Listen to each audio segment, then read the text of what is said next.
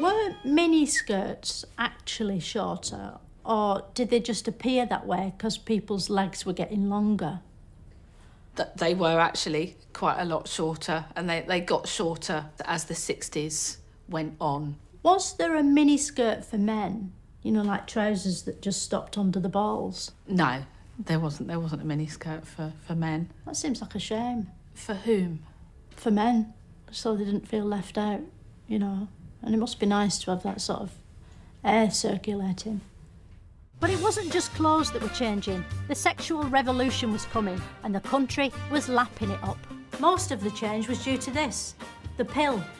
A condom you could eat, a sort of get-out-of-child-free card that meant at last women could have sex for fun with any man of their choosing for 2 or 3 minutes, until he spaffed off, rolled over and went to sleep.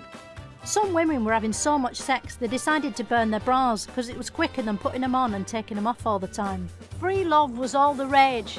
Thanks to the pill, sex was turned on its head and its back and over the table. People let it all hang out, like your dad doing the gardening in loose shorts. And the law was catching up with the times.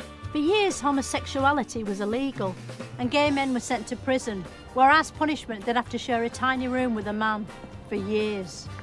But in the 60s, same-sex sex was decriminalised. It was a time of liberation. Soon everyone in Britain was swinging, except convicted murderers, because hanging had just been abolished. For the first time ever, Britain was cool, not just the weather. Britain even decided to be cool at sport. England, the posh bit of Britain, brought back memories of the war by beating the Germans again. This time they bounced a ball into a net rather than a bomb into a dam, killing far fewer civilians and coining the infamous phrase, "They think it's all over," presented by Nick Hancock. Things were really locking up. But the fun, like a Toblerone, couldn't last forever.